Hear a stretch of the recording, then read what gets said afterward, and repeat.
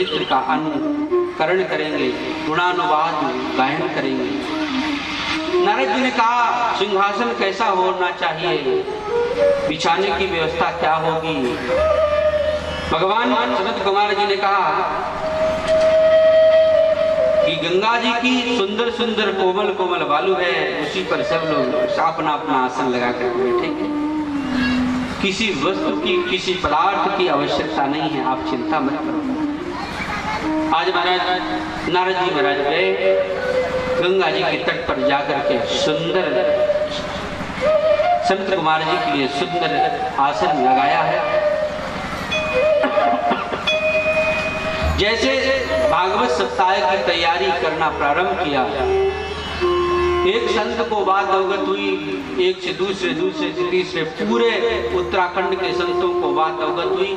जो महाराज समाधि लगाए बैठे थे सब के सब नीचे उतर के आ गए और महाराज संत कुमार जी महाराज को सिंहासन पर व्यास नारद जी ने बैठाया है। सुंदर चरण धो करके और महाराज तिलक करके हाथ जोड़ करके प्रार्थना की।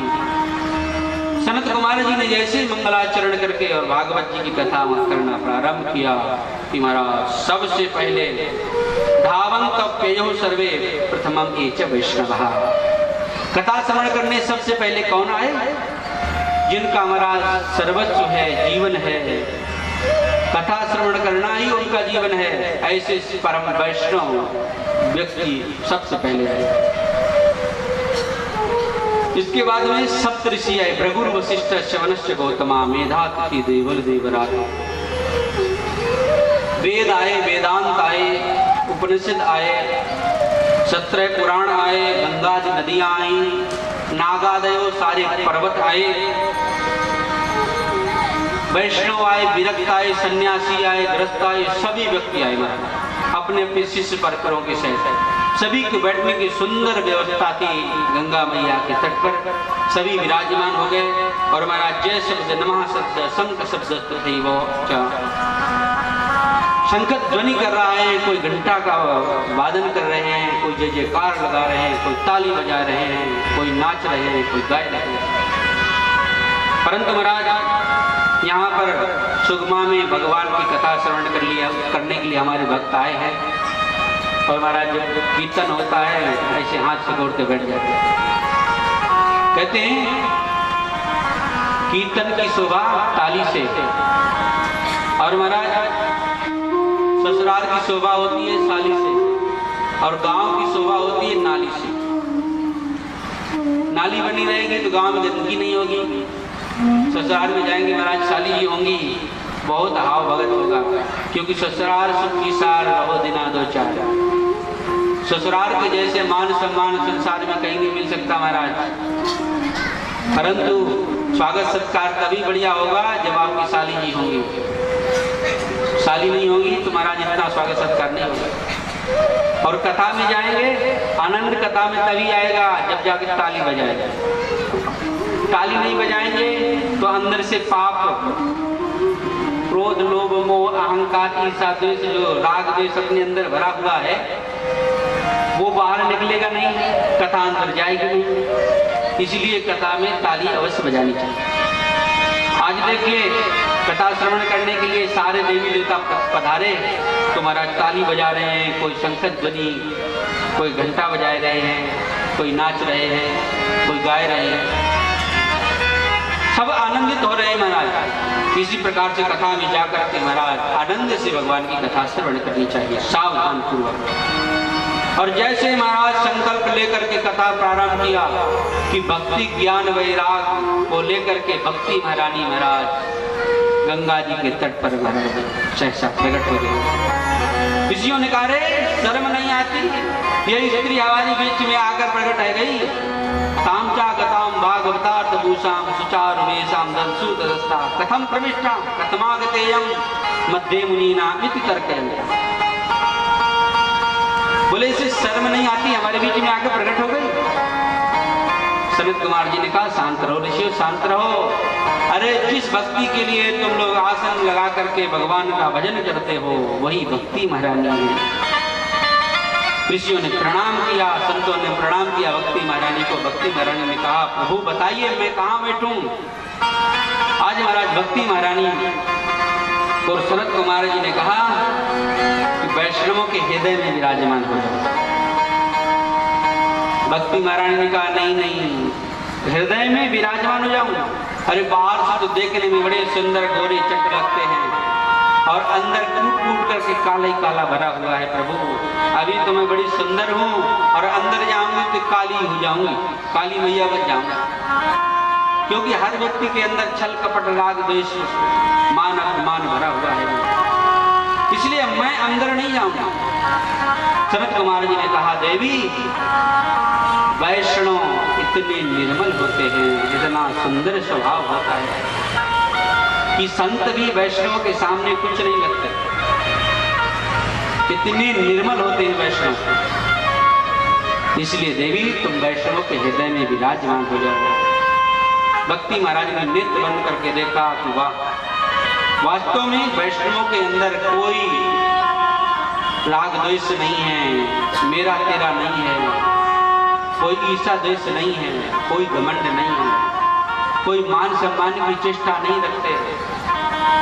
आज वैष्णव के हृदय में भक्ति महारानी विराजमान हो गई। सूत जी महाराज से शौनकादिक ऋषि यहाँ प्रश्न करते हैं और नारद जी चत्वार कुमारों से प्रश्न करते हैं।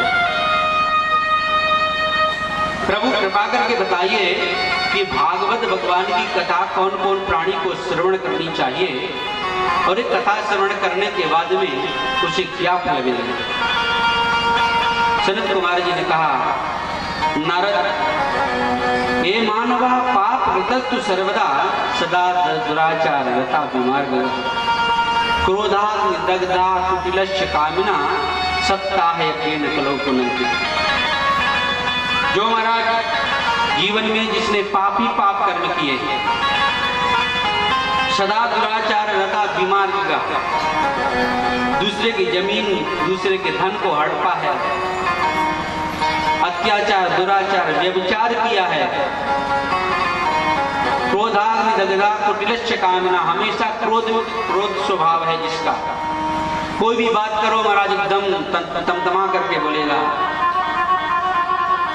कुटिल है, कामी है। ऐसे भी प्राणी यदि भगवान की कथा श्रवण करते हैं उनका भी उद्धार हो जाता है। भगवान सनत कुमार जी कहते हैं, नारद, एक ऐसा उपाख्यान श्रवण कराता हूं जिससे तुम्हें अवगत हो जाएगा कि महान से महान पापी व्यक्ति भी भगवान की कथा से उसका भी उद्धार हो जाता, कल्याण हो जाता। संत कुमार जी कहते हैं कि तुंगभद्रा तटे पूर्वा भूत पतन कारणम यत्र वर्णा सुधर्मेण सत्य सत्कर्म तत्परा। तुंगभद्रा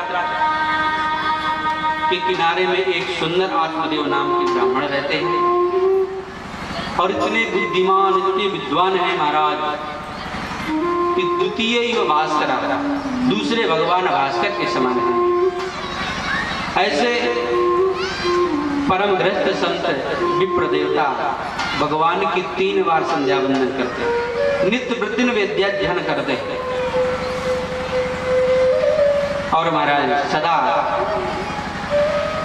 आचरण में रहते हैं, ब्रह्मचर्य अवस्था में रहते हैं। इनकी एक सुंदर पत्नी है धुंधली, बस इनको एक ही दुख है कि इनकी कोई संतान नहीं है। जब गंगा स्नान करके संध्या वंदन करके आते हैं तो गांव वाले महाराज इनको निपुत्री कह करके पुकारते हैं, इन्हें बहुत दुख होता है। आज जैसे महाराज संध्या वंदन करके घर में गए, आज इनकी पत्नी भी इनको अशब्द बोली। आत्मदेव जी महाराज से रहा नहीं गया, अपने लोटा छोटा लंगोटा को उठाया और सीधे महाराज जंगल में चले गए।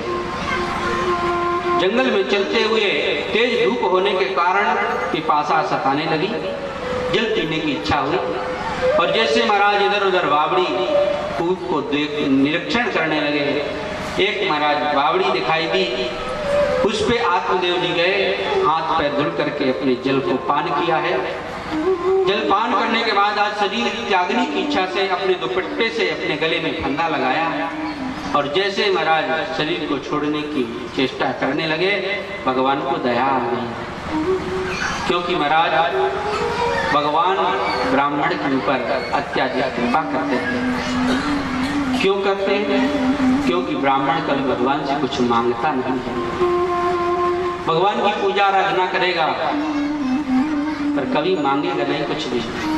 और जो व्यक्ति मांगता नहीं वो हर व्यक्ति को अच्छा लगता है। आपके यहाँ कोई नौकर हो, काम करने वाला व्यक्ति, और वो काम करता रहे, कभी धन ना मांगे, तो आप बड़े प्रसन्न होंगे। और ये जो व्यक्ति काम बाद में करे, पैसा पहले मांगे, उससे आप हमेशा रुष्ट रहोगे। ब्राह्मण बेचारा काम करता है, कभी पैसे नहीं मांगता, भगवान को बहुत प्रिय लगता है। भगवान ने सोचा इतना विद्वान ब्राह्मण, 3 बार संध्या वंदन करने वाला, नित्य वेदाध्ययन करने वाला, और यदि आत्महत्या करेगा तो फिर संसार की दुर्गति कैसे रोकी जा सकेगी। इसलिए भगवान को दया आई और भगवान वृद्ध ब्राह्मण का रूप धारण, सन्यासी का रूप धारण करके प्रकट हुए।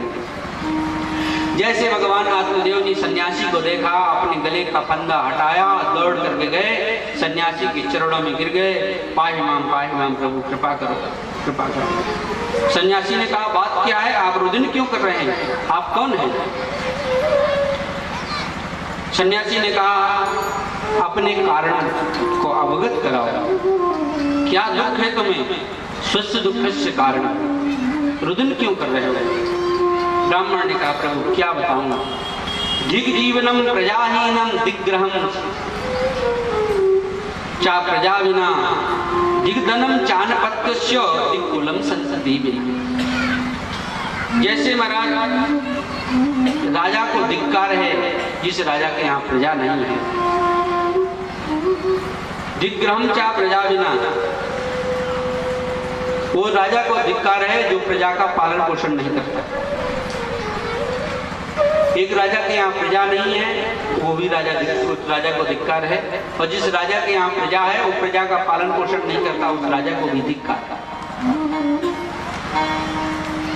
और वो गृहस्थ आश्रम को धिक्कार है जिस गृहस्थ आश्रम में धन नहीं है, और वो घर को धिक्कार है जिसमें संतान नहीं है।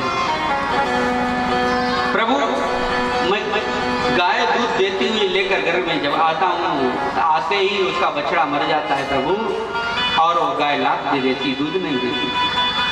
बाजार से फल को खरीद करके लेकर आता हूँ और घर में रखता हूँ, रात्रि में ही फल सड़ जाते हैं, नष्ट हो जाते हैं। कोई फलदार वृक्ष लगाता हूँ, वो वृक्ष बढ़ता तो है पर फल नहीं देता। तो आपकी कृपा से सब कुछ है मेरे पास में, पर मेरे कोई संतान नहीं है। कृपा करके मुझे कोई ऐसा आशीर्वाद प्रदान कीजिए जिससे मेरे संतान हो जाए। सन्यासी ने कहा, रुको मैं देखता हूँ नेत्र बंद करके तुम्हारे संतान है कि नहीं। आज सन्यासी ने नेत्र बंद किया और देखा, ब्राह्मण देवता से बोले, विष्णु विप्रो मया तेज्य प्रारब्धम तो विलोकितम सत्य जन्म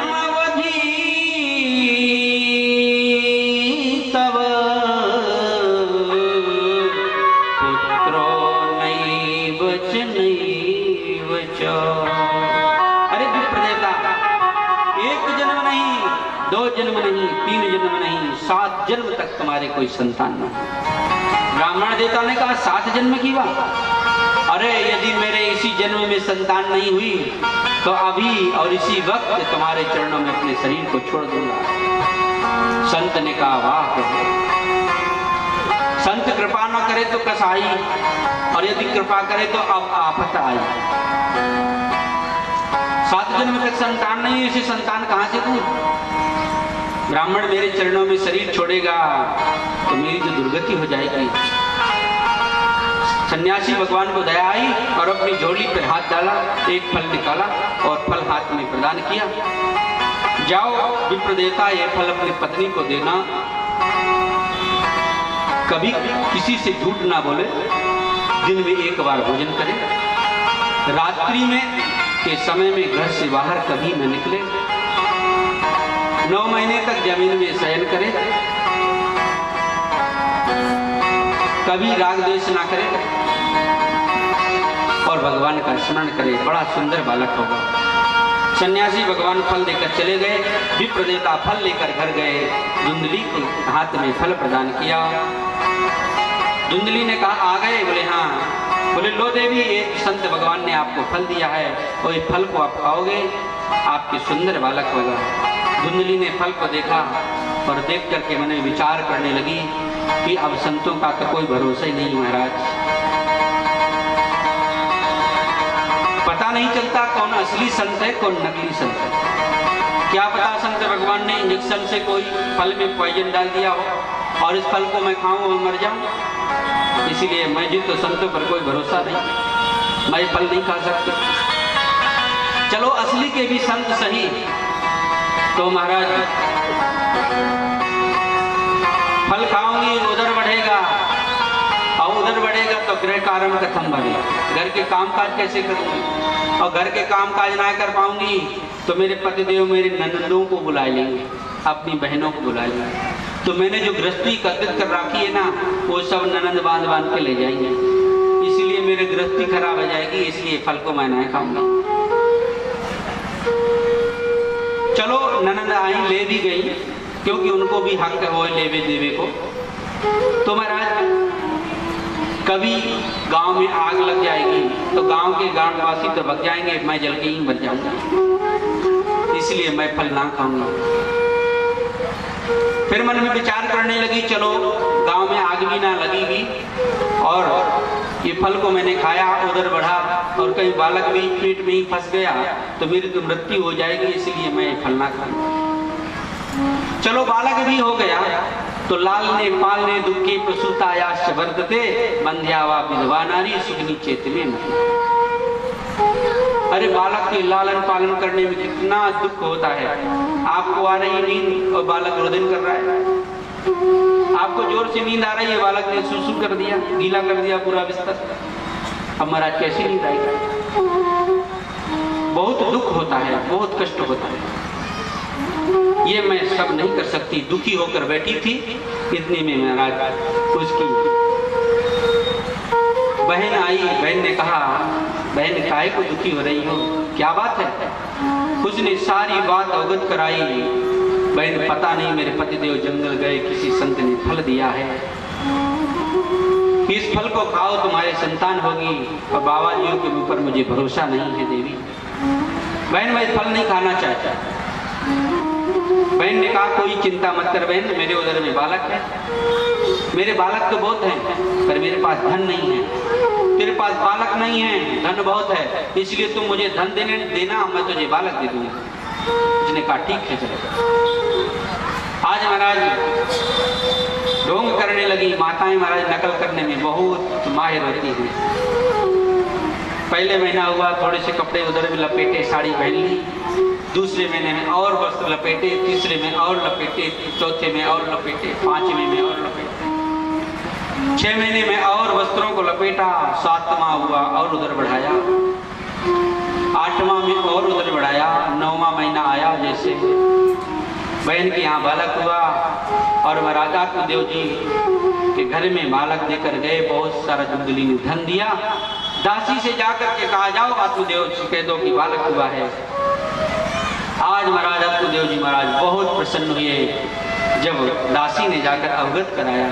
आत्मदेव जी महाराज सीधे तुंगभद्रा नदी के तट पर गए, गंगा स्नान किया। स्नान करने के बाद वस्त्र आभूषण धारण किए, ब्राह्मणों को बुलाया और सुंदर महाराज स्वस्ति वाचन कराकर बालक का जात कर्म संस्कार कराया। आज जो आत्मदेव जी महाराज के पास खजाना था सब कुछ खोल दिया। समस्त ग्रामवासी अपनी इच्छा की वस्तु को लूट लूट कर लेकर जा रहे हैं। बहुत सुंदर महाराज जन्म उत्सव मनाया। जो धुंधली के हाथ में फल था उसको गाय को दिया। समय आया गाय के यहाँ भी बालक हुआ और महाराज बड़ा सुंदर बालक हुआ कि पूरा बालक का आकार मनुष्य के जैसे, कान केवल गाय के समान थे। ब्राह्मणों को बुला करके धुंधकारी आज धुंधली के पुत्र का नामकरण संस्कार कराने के लिए बुलाया। ब्राह्मणों ने आज सत्य वाचन किया, गणेश जी की कलश भगवान की पूजा की और नामकरण संस्कार करने लगे कि आपका नाम आत्मदेव तो आपके बेटा का नाम परमात्मा देव। धुंधली का रे अरे राम राम, 9 महीने तक मैंने उधर में पालन पोषण किया, इसको सूखे में सुलाया, मैं गीले में सोई, अनेक कष्ट सहे। आज जब नामकरण का समय आया तो आत्मदेव के बेटा का नाम परमात्मा देव, ऐसा नहीं हो सकता। आत्मदेव जी महाराज ने कहा नहीं देवी, जो तुम्हारी इच्छा वो रख लो। धुंधली ने कहा मेरा नाम धुंधली, मैं तो आड़ पड़ोस में झगड़ा करती हूँ, पर मेरे बेटा का नाम धुंधकारी, धुम धुम करो कि सब धुंधकारी, सारे नगर में जो धूम मचा दे ऐसा मेरे बेटे का नाम धुंधकारी होगा। आत्मदेव जी महाराज ने कहा ठीक है। ब्राह्मणों ने भी संबोधन कर दिया। आत्मदेव जी महाराज ने कहा कि गाय के बालक का नाम कर्ण संस्कार करो। विप्र देवताओं ने कहा गोश्य करना सा गोकर्ण, गाय के समान इसके कर्ण है, इसका नाम हम लोग गोकर्ण रखते हैं। बोले गोकर्ण भगवान की। दोनों बालक धीरे धीरे बड़े हुए, गोकुल में पढ़ने के लिए गए। महाराज गोकर्ण जी महाराज विद्या अध्ययन गुरु जी के बताए हुए मार्ग पर चलना और विद्या अध्ययन करना और धुंधकारी को उधम मचाना। गुरु जी ने जाकर शिकायत की आपका बेटा नहीं पढ़ता धुंधकारी। माता जी ने कहा खबरदार गुरु जी, आज के बाद यदि मेरे इधर शिकायत लेकर के आए तो ठीक नहीं होगा। अरे मेरे धन की कोई कमी नहीं है और मैं अपने घर में ही मास्टर साहब को लगा दूंगी जो रोज मेरे बालक को पढ़ाएगा। आज मास्टर साहब को घर में लगा दिया। 1 साल तक तो पढ़ाते रहे। मन में विचार किया कि एक शब्द भी इसने नहीं पढ़ा, इसमें तो मेरा भी नाम खराब हो जाएगा, फिर मुझे कोई नहीं अपने बालकों से पढ़वाएगा। इसलिए धुंधकारी से बोले, धुंधली से बोले कि आपके बाद मैं आपके बेटे को पढ़ाने नहीं आऊंगा। धुंधली ने कहा कि डबल पैसे ले लो। गुरु जी ने कहा मैं धन का लोभी नहीं हूं, मैं आज के बाद पढ़ाने नहीं आऊंगा। आज गुरु जी भी पढ़ाना बंद कर दिए। थोड़ा बहुत धुंधकारी डरता था गुरु जी को, गुरु जी भी आना बंद कर दिए। अब महाराज छोटे छोटे बालकों को लेकर जाते कुएं में डाल देते। कोई अंधा व्यक्ति मार्ग में जाता है, उसके डंडे को पकड़ के कहते बस सीधे चले जाओ, और अंधा व्यक्ति सीधे कुएं में कूद जाता है। लोग बाग शिकायत करते हैं, धुंधली कोई शिकायत मानती नहीं, पहले से झगड़ा करने के लिए तैयार रहती। जितना आत्मदेव जी महाराज का धन था सब नष्ट कर दिया, जुआ खेल करके, मदरा पान करके। आज महाराज आत्मदेव जी महाराज से धुंधकारी ने आकर कहा पिताजी धन चाहिए। आत्मदेव जी महाराज ने कहा बेटा जो धन था सब तूने बेटा खत्म कर दिया, अब कुछ नहीं है। बोले ना शब्द तो सुनने के लिए मेरी माता श्री ने बालकाल में ही मुझे शिक्षा दे दिया। ना शब्द सुनने की मुझे आदत नहीं। क्या बोले आप? बोले धन नहीं। और जैसे महाराज डंडा लेकर के मारने को दौड़े। आज आत्मदेव जी महाराज को दिव्य ज्ञान उपदेश प्रदान किया है।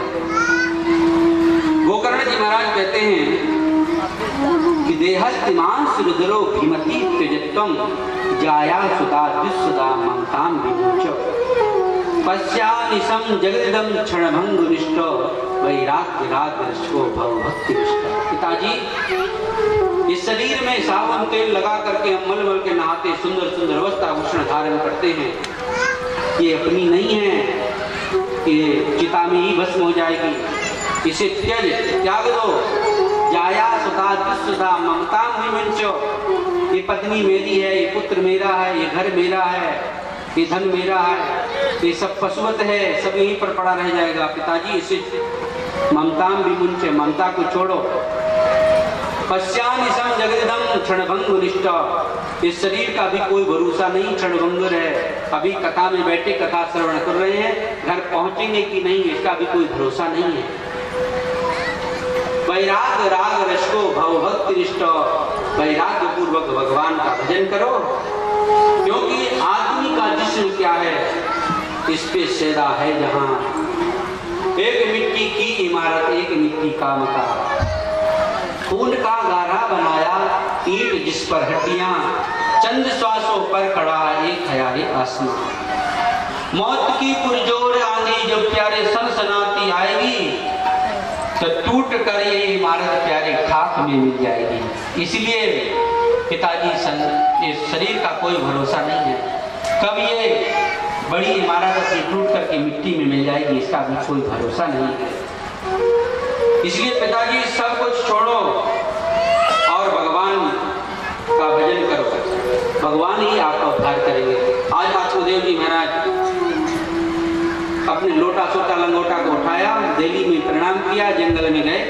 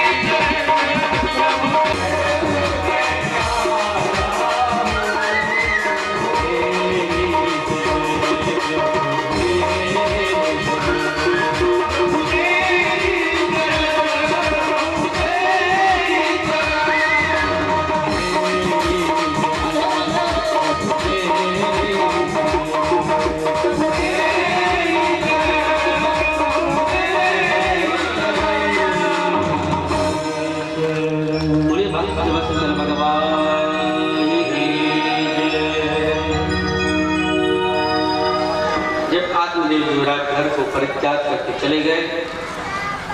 धुंधकारी सायंकालीन घर में आया। माता धुंधली से कहा, माँ नहीं है, मुझे तो धन चाहिए, चाहे जैसे भी करो मुझे धन चाहिए। प्रातः काल में यदि मुझे धन नहीं मिलेगा तो माँ तुझे मैं जीवित नहीं छोड़ दूँ। आज महाराज धुंधली को पूरी रात नींद नहीं आई। अर्धरात्रि के समय मैं विचार करने लगी कि प्रातः कालीन ये मुझे मार देगा, इसलिए दुष्ट के हाथों से मरूंगी तो मेरी दुर्गति हो जाएगी। इसलिए धुंधली ने अपने शरीर को महाराज एक बोरे में पैक किया और ढंग गोल गोल घूमती हुई महाराज जमीन में लुढ़कती हुई आई और कुएं में आकर के महाराज अपने शरीर को बोरे में भर के धो लिया और महाराज शरीर को परित्याग किया है, छोड़ दिया। धुंधकारी प्रातः कालीन माँ माँ कहकर पुकार रहा है, माँ। तब धुंधली होती तो बोलती। देखा था कुएं में धुंधली का शरीर ऊपर तैर रहा था। धुंधकारी ने मन में विचार किया, मारना भी नहीं पड़ा, मर गई माँ, अच्छा। ऊपर से महाराज 10-20 फावड़े मिट्टी डाल करके और महाराज घर से चला गया। 5-5 वेश्याओं को लेकर घर में आया है। महाराज चोरी करता है, जुआ खेलता है, मजरा पान करता है। जो कार्य नहीं करने के वो सारे कार्य धुंधकारी करता है। गणिकाओं ने कहा, वेश्याओं ने कहा, धन लाओ। अरे 5-5 ला करके रखे हो, खाने पीने की व्यवस्था करो।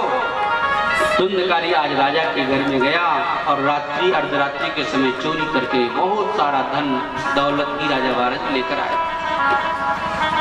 देवियां बहुत प्रसन्न हुई। महाराज अपने अपने मन के जीवन ले लिए। नित्य प्रतिदिन धुंधकारी चोरी करता है राजा के। वेश्याओं ने मन में विचार किया कि 100 दिन चोर की तो एक दिन साहूकार के वश होती।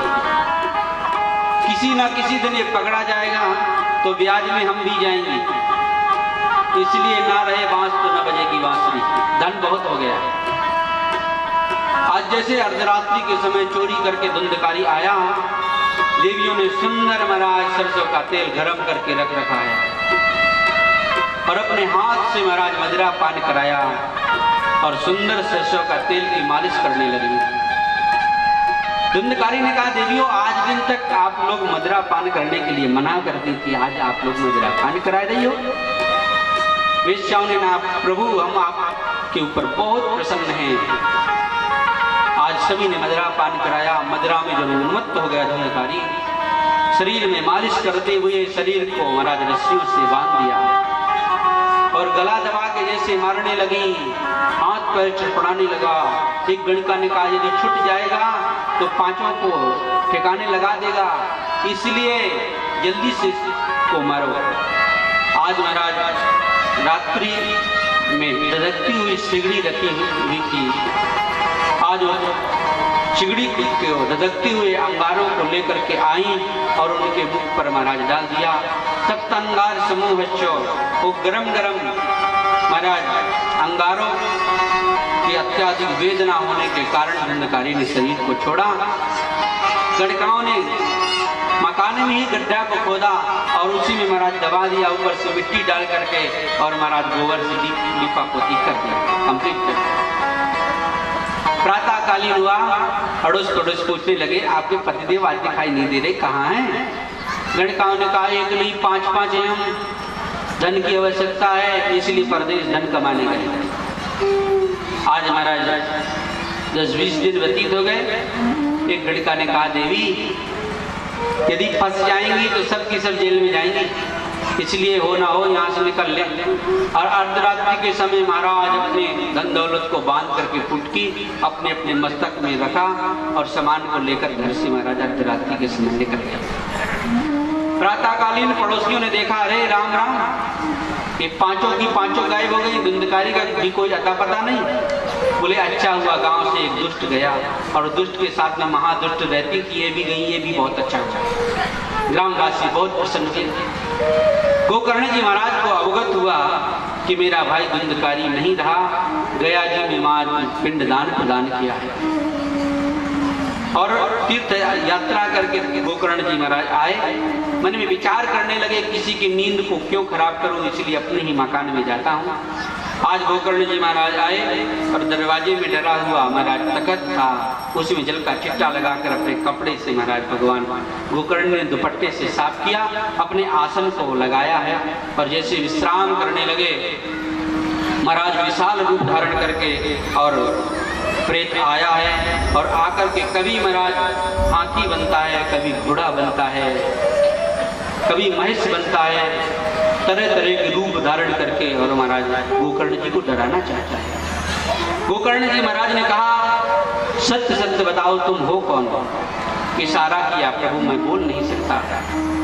गोकर्ण जी महाराज ने अपने कमंडल से अंजलि में जल लिया, गायत्री मंत्र पढ़ा और गायत्री मंत्र पढ़ के जैसे जल का छिटकारा लगाया, हाथ जोड़ करके प्रेत ने कहा कि अहम भ्राता तुदीयोस्मि धुंधकारी की नामतः सुखिये नैव दोषेण ब्रह्मत्वं नास्तं मया।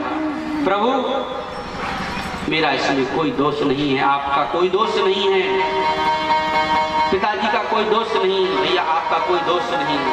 मैंने अपने हाथों से अपने ब्रह्मत्व को नष्ट किया है। दुराचार के बड़े बड़े पापाचार दुराचार मैंने किए हैं, इस कारण से मैं प्रेत रूप को प्राप्त हुआ हूँ। भैया मेरा उद्धार करो। गोकर्ण जी महाराज ने कहा मैंने गया जी में आपके लिए पिंड दान किया, फिर मुक्ति क्यों नहीं हुई? धुंधकारी ने कहा गया श्राद्ध सतेनापि मुक्ति नहीं वच नहीं वच। गया जी में 100 पिंडदान करोगे, 100 बार श्राद्ध करोगे तो भी मेरी मुक्ति होने वाली नहीं है, इसलिए आप कोई दूसरा उपाय करो। गोकर्ण जी महाराज ने कहा अभी आप अपने स्थान पर जाओ और प्रातःकालीन मैं आपकी मुक्ति का उपाय खोजूंगा।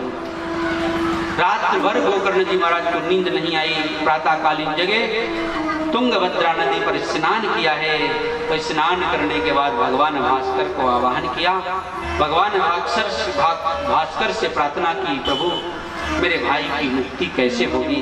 भगवान भास्कर ने अवगत कराया श्रीमद् भागवतान मुक्ति सारताहम वाचनम करो। श्रीमद् भागवत सप्ताह का वाचन करो, तुम्हारे भाई की मुक्ति हो जाएगी। आज महाराज भगवान सूर्य ने अवगत करा करके और आगे रथ को बढ़ा दिया। गोकर्ण जी महाराज आए, समस्त ग्रामवासियों को एकत्रित करके और महाराज विधि पूर्वक संकल्प पूर्वक अपने भाई के मोक्ष के लिए सप्ताह का यज्ञ कर रहे हैं। पहले दिन कथा पूर्ण हुई, पहली ग्रंथि का वेदन हुआ, दूसरे दिन द्वितीय ग्रंथि वेदन, तृतीय दिन में तृतीय ग्रंथि वेदन, चौथे दिन में चतुर्थ ग्रंथ वेदन, पंचवें दिन पंचमी ग्रंथ की वेदन, छठे दिन छठे ग्रंथ वेदन, सप्तवें दिन सातवें वास के ग्रंथि फटी और दिव्य रूप धारण करके धुंधकारी प्रकट हुआ। सुंदर दिव्य विमान आया और बैठ करके जाने लगा। गोकर्ण जी महाराज ने पार्षदों से कहा रुको भाई रुको, ऐसा क्यों कार्य आप लोग कर रहे हैं? अरे समस्त ग्रामवासियों ने कथा श्रवण करी है, इनके लिए दिव्य विमान क्यों नहीं आया और इस के लिए विमान आया? ऐसा क्यों हुआ? ऐसा नहीं होना चाहिए।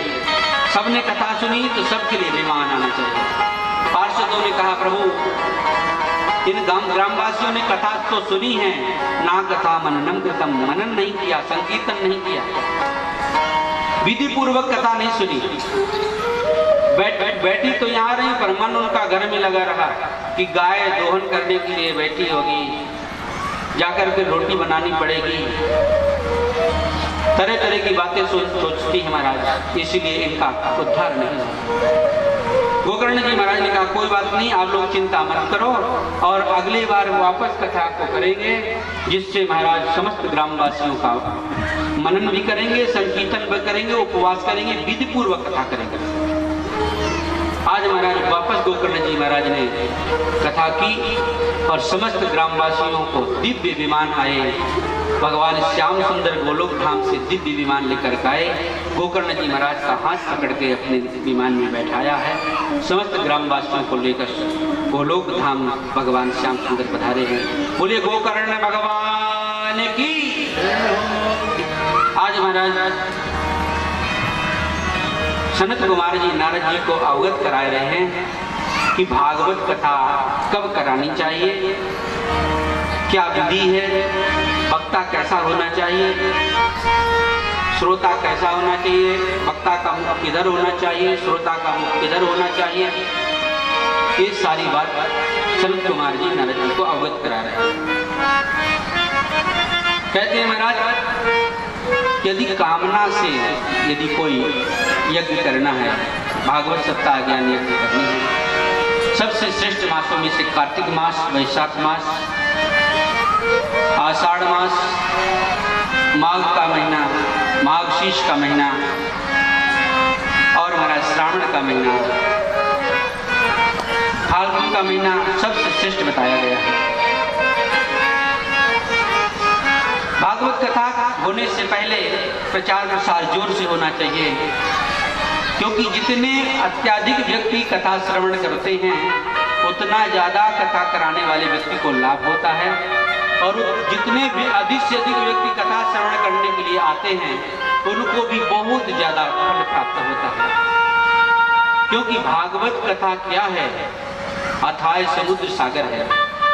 इसमें करोड़ों करोड़ों व्यक्ति एक साथ गोता लगाएं तो भी कोई भीड़ नहीं होती, किसी की कोई असुविधा नहीं होती, बहुत विशाल सरोवर है।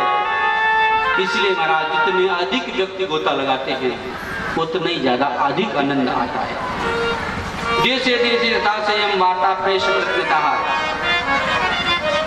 देश देश में गांव गांव में जाकर इसकी बातचीत करके लोग बागों को बुलाकर कथा में लाना चाहिए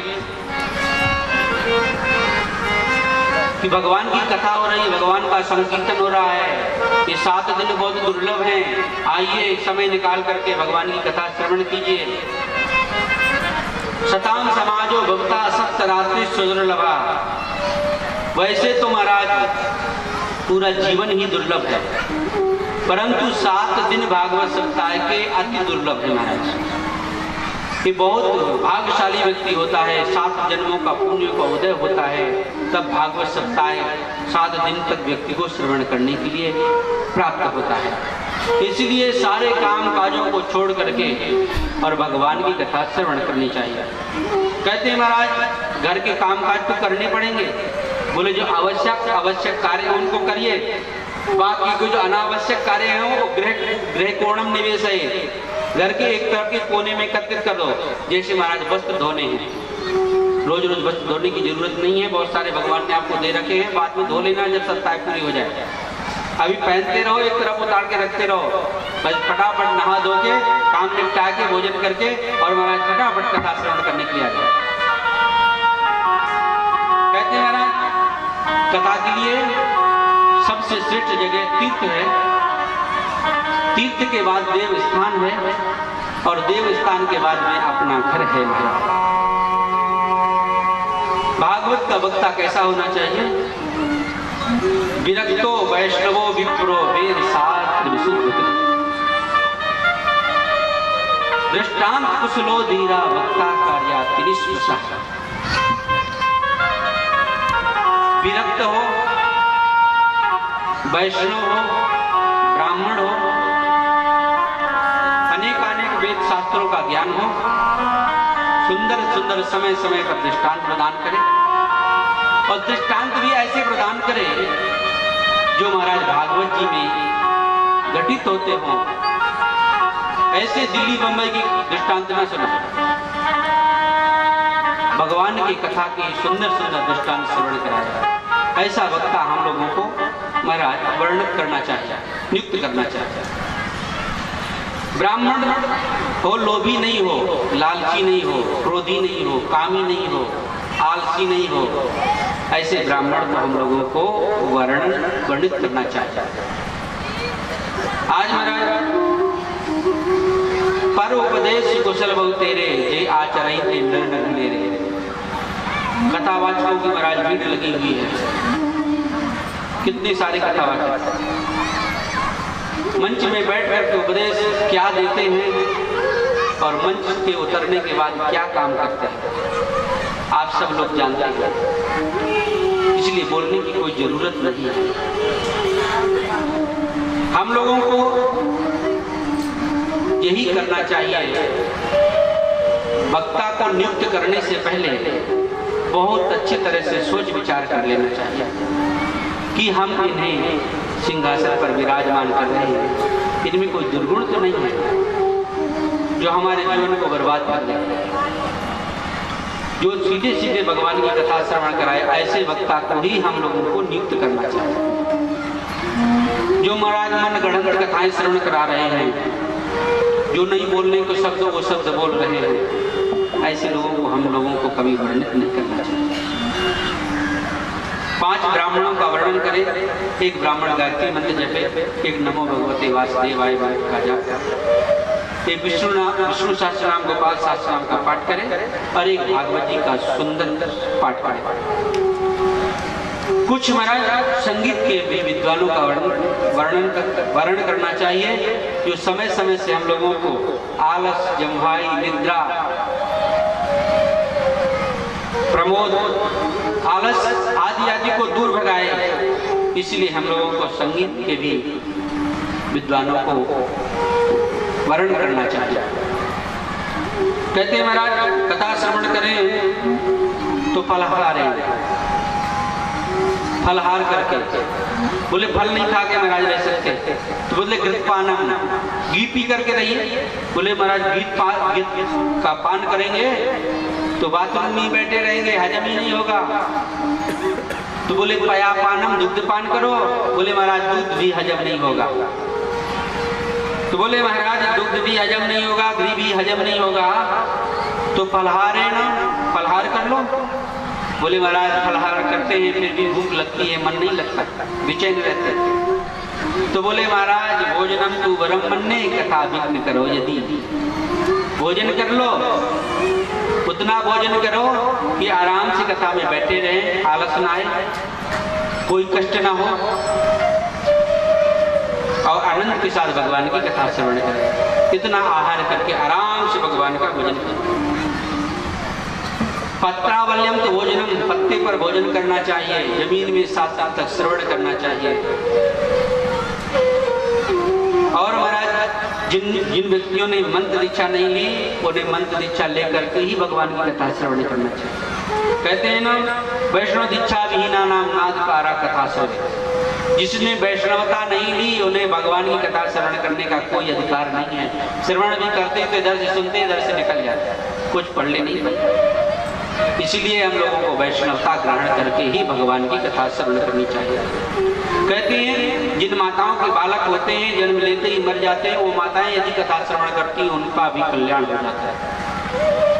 जिन्हें महाराज संसार के प्राणी अनेक प्रकार के दुखों से दुखी कर रहे हैं, सता रहे हैं, उसको कुछ मार्ग नहीं दिखाई दे रहा, ऐसा पापी, दुराचारी, अत्याचारी, व्यभिचारी व्यक्ति भी यदि भगवान की कथा श्रवण करता है तो भगवान श्याम सुंदर उसका भी कल्याण करते, उद्धार करते। इसलिए एताम यो नित्या शृणोति भक्त्या यश्चैनं प्रकथयति शुद्ध वैष्णवाग्रे तौ सम्यक विधि करणात् फलं लभेत यथार्न ही गोने किमापि साध्यम।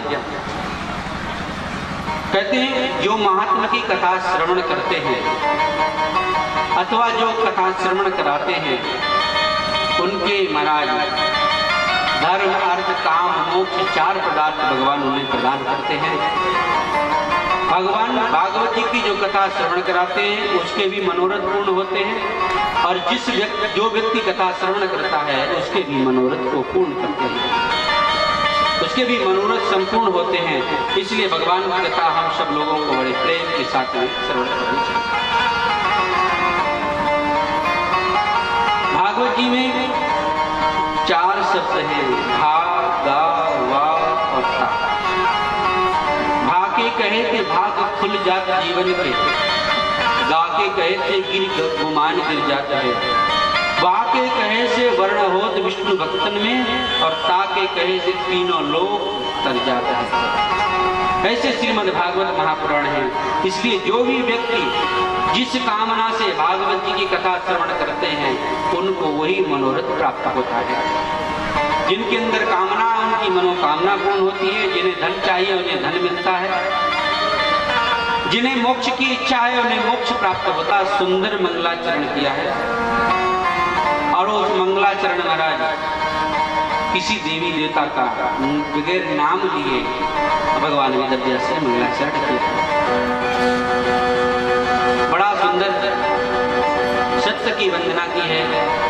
आइए हम सब लोग मिलकर के श्रीमद् भागवत महापुराण में प्रवेश करेंगे। 5:30 बज रहा है, ठीक 6 बजे कथा विराम कर देंगे। घबराइएगा नहीं कोई भी। आज सब लोग लेट बैठे हैं भैया, इसलिए थोड़ा सा हम भी समय ले रहे हैं, नहीं तो बाकी आप लोगों को आरती कराकर प्रसाद प्रदान कर देंगे। बहुत सुंदर मंगलाचरण है, बहुत सुंदर भगवान वेदव्यास ने इस श्लोक का अर्थ प्रकट किया है। श्री परमात्मने श्रीमद्भागवतम्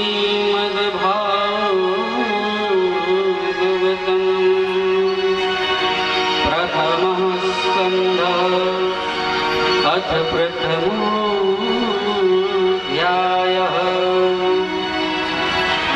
जन्माद्यस्य यतो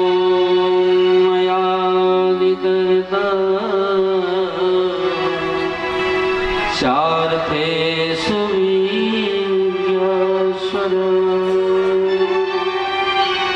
तेजो तेने ब्रह्महृदायाति कवये मुह्यन्ति सूरया तेजो वारिमनां यथा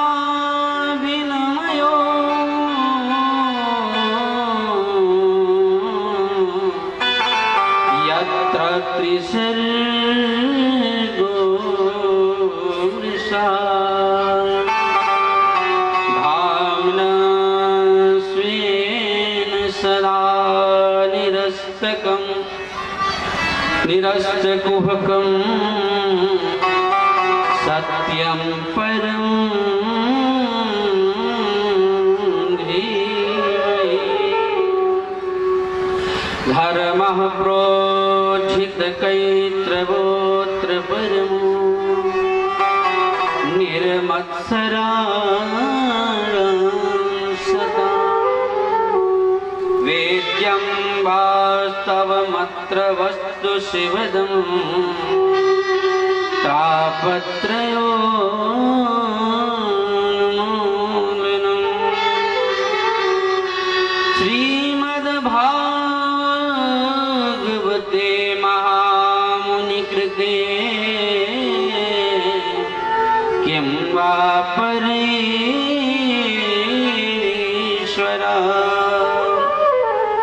श्रद्धयो हृद्यवरोध्यतेऽत्र कृतभिः शुश्रूषभिः तत्क्षणात्।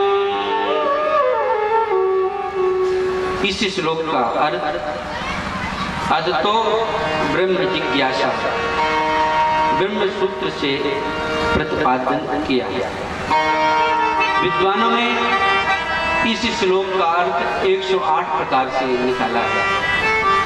किसी ने महाराज भगवान भोलेनाथ के ऊपर अर्पित किया, किसी ने दुर्गा मैया के ऊपर अर्पित किया, अनेक प्रकार से अर्थ निकाला है।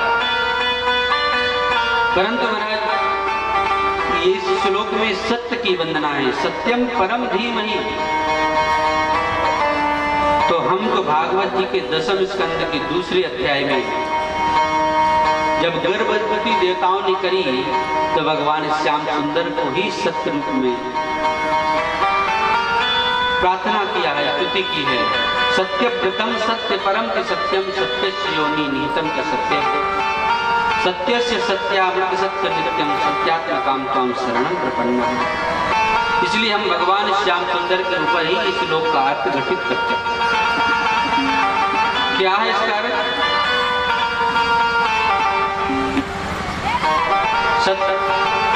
सत्यम सच्चिदानंद स्वरूपम श्री कृष्णम परम परमेश्वरम धीमहि ध्यायेत्। सतघन चितघन आनंद घन स्वरूप भगवान श्री कृष्ण के चरणों में हम सब लोग बार बार नमन करते हैं, प्रार्थना करते हैं, ध्यान करते हैं। कैसे है भगवान श्यामचंद्र? आद्यस्य जन्म विकार तस्यापि वसुदेव ग्रहे जन्म। भगवान श्यामचंद्र का तो वैसे भी प्रभु का नाम दसों दिशाओं में लोग बाग जय जयकार करते थे, परंतु जब से भगवान श्यामचंद्र वसुदेव जी के घर में जन्मे तब से तुम्हारा संसार में हर प्राणी के मुख से भगवान श्यामचंद्र का नाम स्मरण होता है। कोई जय श्री कृष्ण कहता है, कोई जय श्री राधा कहता है, कोई जय श्री राम कहता है। राम कृष्ण दो एक है, अंतर नहीं निमेष। उनके नयन गंभीर है, इनके चपल विशेष। चाहे कृष्ण कहो चाहे राम कहो, नाम दोनों एक ही है। बोले भगवान श्यामचंद्र का जन्म हुआ अर्थेषु कंस वंचनाद प्रयोजनेषु अविज्ञा निपुण। भगवान श्यामचंद्र का जन्म मथुरा में हुआ, किसी द्वारपाल का अवगत नहीं हुआ, किसी को कोई बात का ज्ञान नहीं हुआ, और भगवान श्यामचंद्र का जन्म होते ही और महाराज गोकुल को अन्नगात इतरता अन्नगात जन्म लेते ही गोकुल को महाराज चले गए। और गोकुल में जाकर के महाराज अपने ग्वाल वालों के साथ मेरे ठाकुर सुंदर सुंदर लीला करते हैं। गोपीश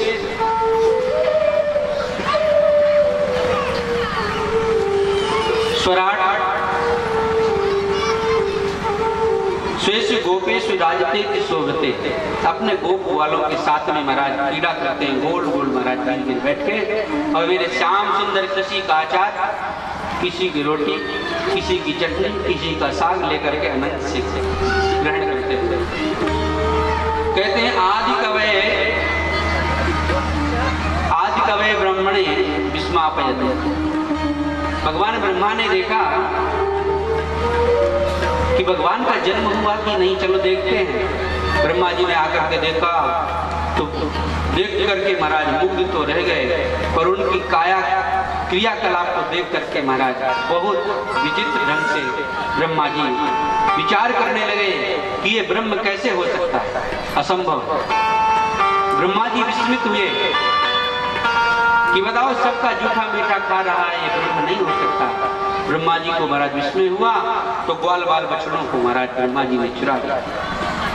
भगवान श्यामचंद्र ब्रह्मा बन करके गए और जाकर के महाराज ब्रह्मा जी जब 1 साल तक भ्रमण करके और ऊपर पहुंचे ब्रह्मलोक में, प्रवेश होने लगे, द्वारपालों ने रोका, अरे बैरूपिया ब्रह्मा तुम कहाँ से आ गए? आज ब्रह्मा जी ने कहा, अरे मुझे बैरूपिया कह रहे हो?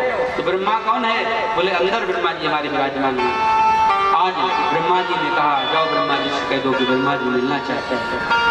शिव को ने जाकर भगवान श्यामचंद्र से कहा कि ब्रह्मा जी आपसे ब्रह्मा जी मिलना चाहते हैं।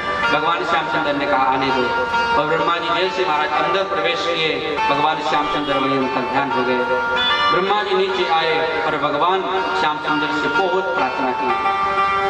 तो भगवान श्याम सुंदर की सुंदर लीला को देख करके ब्रह्मा जी विमोहित सूर्य, ब्रह्मा जी जब मोहित हो सकते हैं तो बड़े बड़े सूर्य कवि और विद्वान लोग भी भगवान की माया में मोहित हो जाते हैं। तेजो वारि मृदा यथा विनिमयो यत्र सर्गो मृषा धामना स्वेन सदा निरस्त कुमिकम सत्यम परम धीमहि। भगवान के 3 निज धाम, श्री धाम वृंदावन, श्री धाम मथुरा और श्री धाम द्वारिका। मेरे ठाकुर ने तीनों जगह बड़े सुंदर सुंदर लीला की, अपने गोप वालों को बहुत सुंदर सुंदर महाराज आनंद मेरे ठाकुर ने प्रदान किया है। ऐसे भगवान श्यामचंद्र के चरणों में हम सब लोग बार बार प्रणाम करते हैं। धर्मा प्रोजित कैत्रवोत्र परमो निर्मत शरणाम सता। आज महाराज बाहर जो काटता है वो मच्छर और भीतर जो काटता है वो मच्छर। बाहर के काटने के लिए तो हम लोग बहुत सारे उपाय करते हैं। कछुआ छाप जला लेते हैं, मच्छरदानी लगा लेते हैं, पर अंदर जो हम सब लोगों के अंदर मत्सर बैठा है उसको खत्म करने के लिए हम लोग क्या करते हैं? आज जिस व्यक्ति को देखो वही व्यक्ति दुखी है। क्यों दुखी? अपने दुख से कोई दुखी नहीं है, पड़ोसी के सुख को देखकर हर प्राणी दुखी है। यही जिज्ञासा करता है कि प्रभु मुझे कुछ ना हो, पर पड़ोसी की गाड़ी में आग लग जाए, पड़ोसी की झोपड़ी जल जाए, सारा उसका नाच जल जाए, बहुत आनंद हो जाएगा। हर प्राणी यही दिमाग में सोचता है। जब हम सब लोगों के अंदर बैठा हुआ मत्सर खत्म हो जाएगा, मर जाएगा,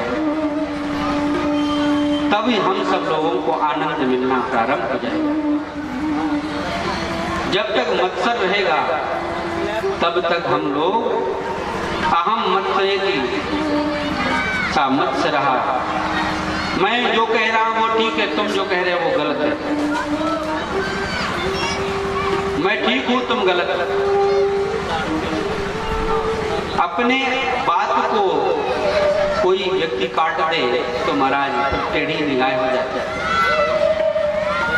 वही दुखदाई है। यदि अपने से कोई ज्यादा बुद्धिमान है, अपने को कोई सलाह देता है, भैया ले लो, क्या दुख हो, काहे को दुखी हो रहे हो, परंतु नहीं, किसी की बात को नहीं लेना, चाहे जो कुछ भी हो जाए। इसीलिए हम सब लोग दुखी हैं महाराज। कभी घमंड नहीं करना चाहिए, कभी ईर्ष्या द्वेष नहीं करना चाहिए। यही धर्म है, यही सत्कर्म है, यही पूजा है, यही अर्चना है, यही वंदना है, यही सेवा है। कभी किसी के ऊपर ईर्ष्या द्वेष नहीं करना चाहिए। आपत्रयोन्मूलनम, हम दूसरे के ऊपर ईर्ष्या करते हैं, इसीलिए हम लोग तपे रहते हैं। एक चिंता जाती, दूसरी आ जाती, दूसरी जाती, तीसरी आ जाती। एक रोग शरीर से जाता, दूसरा प्रारंभ हो जाता है। जब दिन रात हम लोग चिंता करेंगे तो शरीर जलेगा नहीं, और जब शरीर जलेगा तो रोग व्याधि आएगी, और जब रोग व्याधि आएगी, हे प्रभु मुझे काहे को दुख दे दिया। भगवान कभी किसी को दुख नहीं देते, भगवान तो हमेशा सुख ही सुख प्रदान करते हैं। हम सब लोग अपने आप बमूर की खेती बो करके और फिर आम खाने की चेष्टा करेंगे तो हमको आम कहाँ से मिलेगा?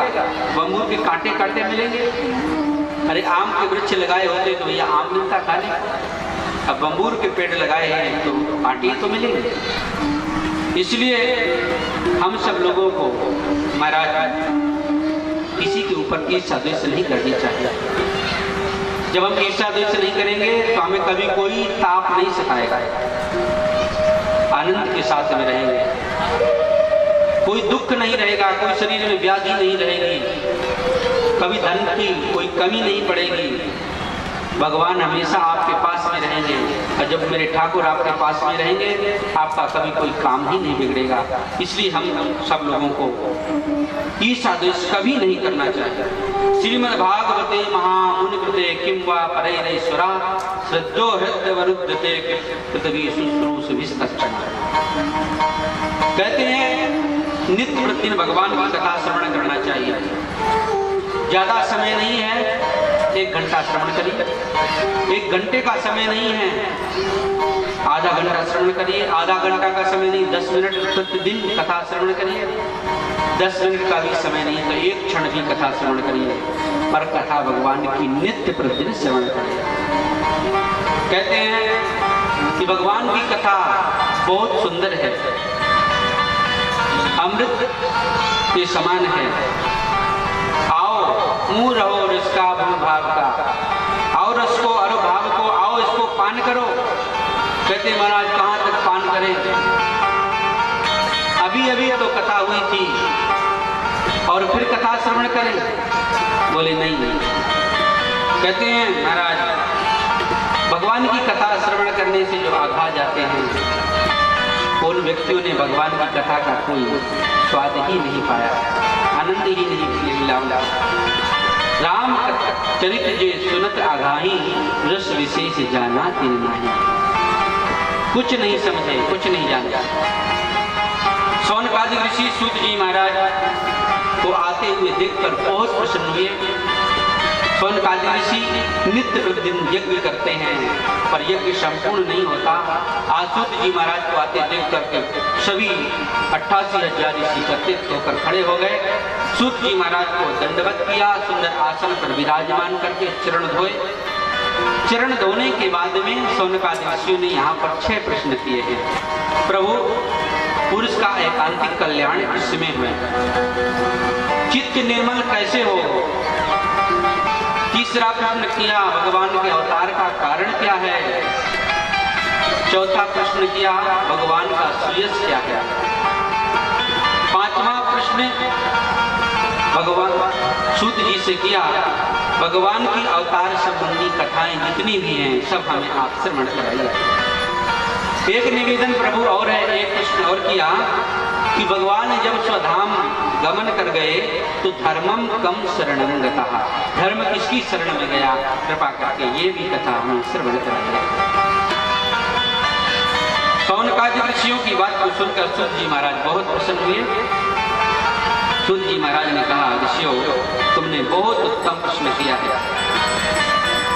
परंतु जिस व्यक्ति ने इस ग्रंथ को रचना किया है, जिसने प्रचार प्रसार किया है, उस ग्रंथ के रचयिता को पहले प्रणाम कर लें, फिर हम आपको कथा अवगत कराएंगे। यम प्रव्रजन्तमनुपेतमपेत कृत्यम, द्वैपायनो विरह कातरया जुहावो, पुत्रेति तन्मयतया तर्वो विनीदो, तं सर्वभूतहृदयं मुनिमानतोऽस्मि। प्रभु, यम प्रव्रजन्तम मनपेतम अपेत कृत्यम, अपेत कृत्यम प्रव्रजन्तम, जन्म तो हुआ पर कोई कृत्य नहीं हुआ, नाल छेदन आदि जात कर्म संस्कार कुछ नहीं हुआ। जन्म लेते ही सीधे जंगल को प्रस्थान कर गए और महाराज पीछे विरह में व्याकुल होकर वेद व्यास जी पुत्र में तन्मय होकर के पुत्र पुत्र कहकर पुकारते हैं। तरवो विनो दुस, वृक्षों ने उत्तर दिया, हाँ पिताजी, हाँ पिताजी। आज महाराज वेद व्यास जी ने मन में विचार किया कि ये मेरा पुत्र मुझे एक भी बार नहीं देखा और ये जवाब कौन दे रहा है? वेद व्यास जी ने जब गौर करके महाराज देखा, श्रवण किया तो वृक्ष उत्तर दे रहे थे। आज वेद व्यास जी ने कहा, ये सर्वभूत हृदय मेरा पुत्र वापस नहीं आ सकता। आज चरणों में प्रणाम करके वेद व्यास जी सीधे अपने आश्रम को लौट आए। आज महाराज भगवान वेद व्यास ने हम सब लोगों के ऊपर बहुत असीम अनुकंपा की है। वेद शास्त्रों का महाराज निचोड़ करके और सुंदर महाराज हम लोगों की अज्ञानता दूर करने के लिए सुंदर दीपक प्रज्वलित किया है। ऐसे भगवान वेद व्यास के चरणों में हम सब लोग बार बार प्रणाम करते हैं। आज महाराज भगवान नारायण के चरणों में प्रणाम किया, माता सरस्वती, नरों में श्रेष्ठ सभी के चरणों में प्रणाम करके और सूत जी महाराज शौनकादि ऋषियों के प्रश्नों का उत्तर देना प्रारंभ कर रहे हैं। मुनयः साधु पृष्ठोऽहं भवद्भिर्लोकमङ्गलम्, यत्कृतः कृष्ण सम्प्रश्नो, यत्कृतः येनात्मा सुप्रसीदति। ऋषियों, आप लोगों ने बहुत उत्तम प्रश्न किया है। भवद्भिः लोक मंगलम, समस्त प्राणियों का मंगल ही मंगल होगा। यत् कृता कृष्ण सम कृष्णो, भगवान श्याम सुंदर तो सबको मिलेंगे ही, पर एक आत्मा सुप्रसिद्धति, सब लोगों के अत्याधिक प्रसन्नता भी प्राप्त होगी। सवै पुंसाम परो धर्मो यदो भक्ति यदोक्षगा आहित क्या प्रतिहता ये आत्मा संप्रसिद्धति। सभी को, सभी प्राणियों को, सबके अंदर भगवान को देखना चाहिए। यतो धर्म भक्ति रधोक्षति, भगवान की भक्ति करनी चाहिए। कैसी भक्ति करनी चाहिए? भगवान की भक्ति करते समय मन एकाग्र करना चाहिए। एकांत में बैठ करके आसन लगाकर प्राणायाम करके, और प्राणायाम करने के बाद फिर धीरे धीरे ध्यान लगाइए भगवान की। ध्यान करने के बाद फिर महाराज पूजन कीजिए, भगवान को स्नान कराइए, पुष्प चढ़ाइए, वस्त्र पहनाइए, नैवेद्य लगाइए, आरती कीजिए, स्तुति कीजिए। कहते महाराज घर गृहस्थी में काम काज इतने होते हैं कि भगवान की पूजा कर नहीं पाते, व्यवधान करते हैं। कहते हैं महाराज ये तो बात कहने की है। मीराबाई थी महाराज, घर में थी तो भी ठाकुर की भक्ति करती थी, और महाराज घर से बाहर गई तो भी भगवान की आराधना करती थी। अहित की भक्ति, जब भगवान का भजन करें, कौन आया कौन गया ये हमें ज्ञान नहीं होना चाहिए। भजन करने का नियम यही है कि भजन करते समय हमें चद्दर ढक के और केवल भजन करें तो भजन ही करें, भोजन करें तो भोजन ही करें, सोए तो निद्रा ही सोए ही। जो भी कार्य करें उस कार्य को व्यवस्थित करें। एक काम करते समय दूसरे कार्य को न करें। जिस काम को कर रहे हैं वो भी खराब हो जाएगा, और जिस काम को करने की चेष्टा कर रहे हैं वो भी खराब होगा। कहते एक है साधे सब सदे, सब साधे से। पूजा के समय पूजा करें, बातचीत जब करें तो व्यवस्थित बातचीत करें, भोजन करें तो व्यवस्थित भोजन करें, कोई भी काम करें तो व्यवस्थित काम करें। अधूरा कोई भी कार्य हमको नहीं करना चाहिए। मीराबाई जी महाराज घर में थी तो भी प्रभु का भजन व्यवस्थित करती थी, घर के काम काज को करती थी, प्रभु का भजन व्यवस्थित करती थी। और जब घर छोड़ करके गई तो भी महाराज भगवान का भजन करती थी, और महाराज आनंद से रहते थे।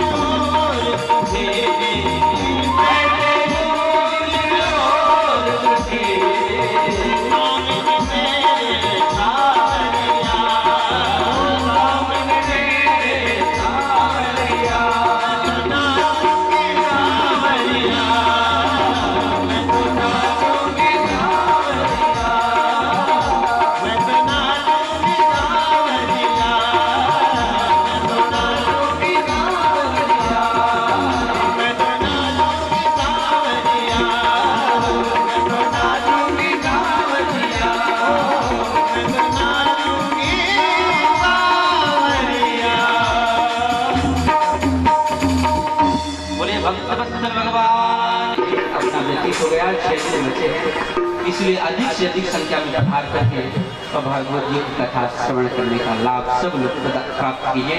बोले बांके बिहारी लाल की।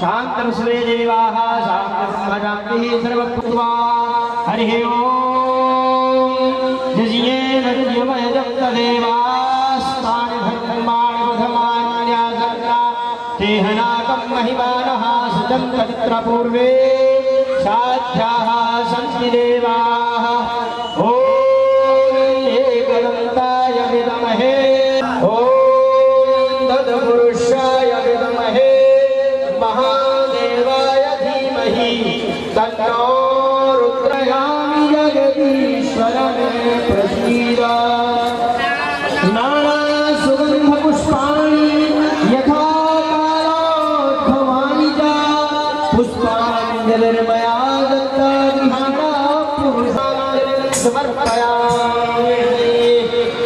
सभी लोग भगवान नाम संकीर्तन करते हुए प्रस्थान करेंगे। कल समय होगा 12:30।